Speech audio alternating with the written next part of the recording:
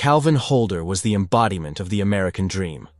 Raised on a modest farm, he defied expectations, becoming the first in his family to attend college and secure a prestigious position at Reliquary Wealth Management in West Cranefield, Massachusetts. His ascent was swift, his future bright. Reliquary, founded in 1983 by former seminary student C. Landon Quire, was no ordinary financial firm. Under the leadership of CEO Dr. Ilona Thassian, the company operated on a philosophy that wealth was not just to be managed but revealed over time. Their flagship fund, the Apotheosis Portfolio, promised stewardship beyond the present, a motto that hinted at deeper, more esoteric operations.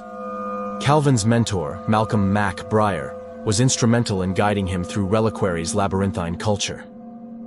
Mac's teachings emphasized focus and gradual understanding, advising Calvin to dominate the fundamentals before seeking the bigger picture. Yet, beneath Mac's affable demeanor lay secrets that would soon unravel. One afternoon, in the middle of a hot, still summer, the building experienced a sudden floor-wide blackout, just a blink. Lights flickered, elevator banks froze mid-floor, and the hum of the server room stuttered for half a second. Calvin got the generic outage memo from IT, but still curious, went to Mac's office to see what was up. Mac had an open door policy but was not in. Instead, this message was on his computer. Live monitor, cryogenic coil overload, zone B4, core stability at 61%. Emergency draw, auxiliary fusion relay engaged. Admin override by Breyer M, logged at 1542. Fusion relay, cryogenic coil, zone B4. These are terms Calvin had never heard associated with financial operations.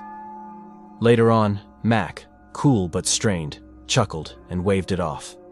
When Calvin pressed harder, Mac quietly added, "We don't question the power bill if the harvest's good, do we?"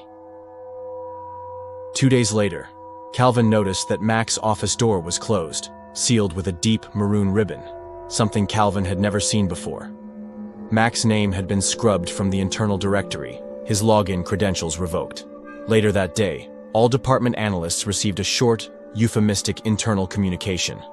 Subject: Personnel Continuity Update. Effective immediately, Mr. Malcolm Breyer has undergone formal excommunication per Reliquary's standing covenant. His trajectory, while once valuable, has diverged from the firm's long-term lattice. We affirm our gratitude for his yield. Please direct all system inheritance or project transition inquiries to Pathway Director Corson. The Steward's Office. Haunted and confused, Calvin pressed a few colleagues, but all explanations were evasive and loaded with indecipherable corporate doublespeak. He returned to his office, dejected. His connection with his former mentor severed without explanation. Calvin found, unsurprisingly, that the remote network between Mac's computer and his own was no longer available, but there was a mysterious file in their shared folder, left at 2 a.m., the night before Mac's excommunication. The file was labeled mutabora.log. The document was a work order filled with more confusing terminology.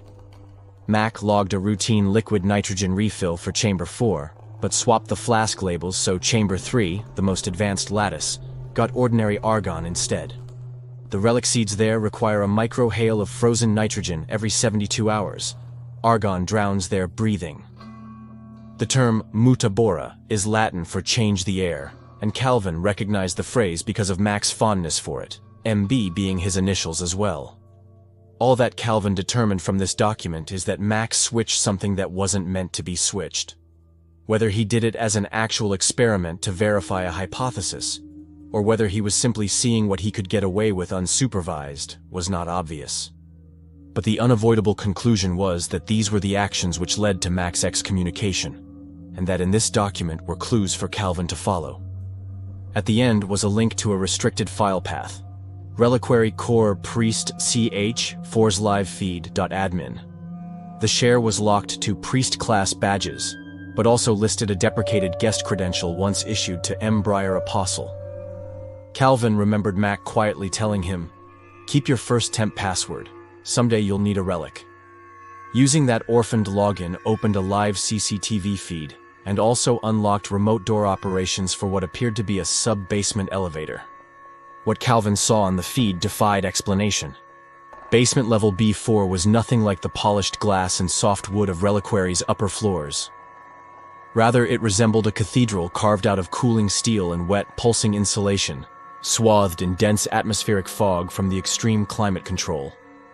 Within it resided a massive, transparent growth chamber, hexagonal, wired and fed from glistening arterial tubes of coolant, gas, and human blood derivatives labeled Extract 17A/Tithe Pool.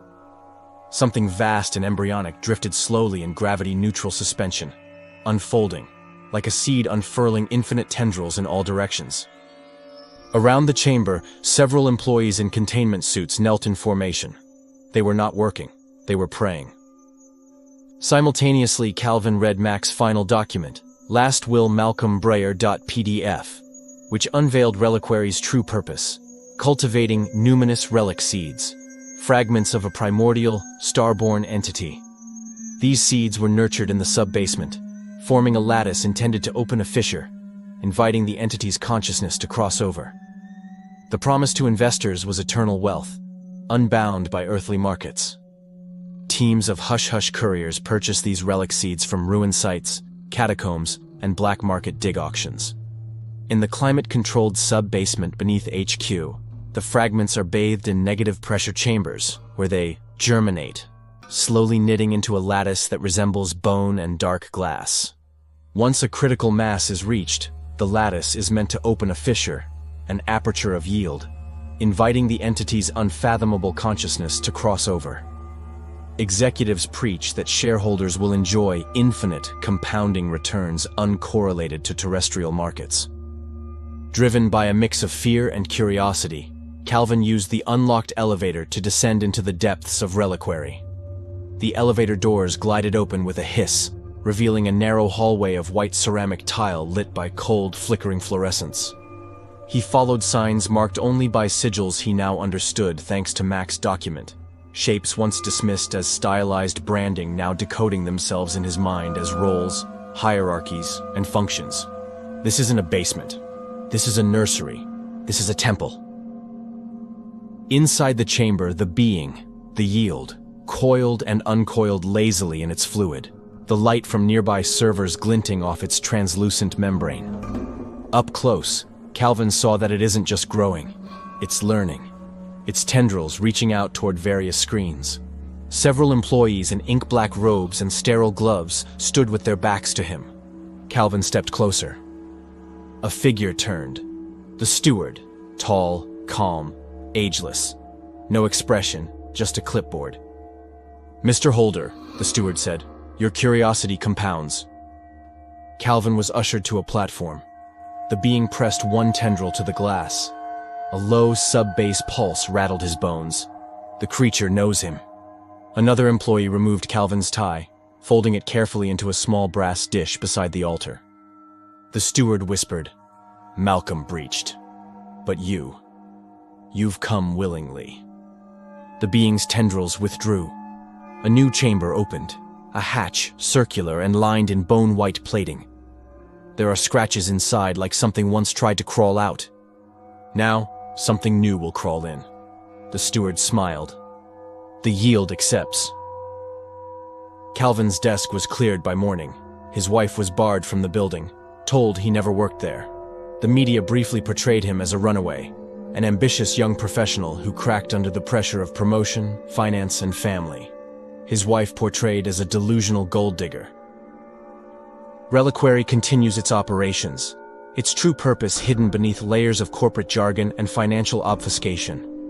Calvin's fate serves as a grim reminder of the perils of unchecked ambition and the dark secrets that can lurk behind the facade of success.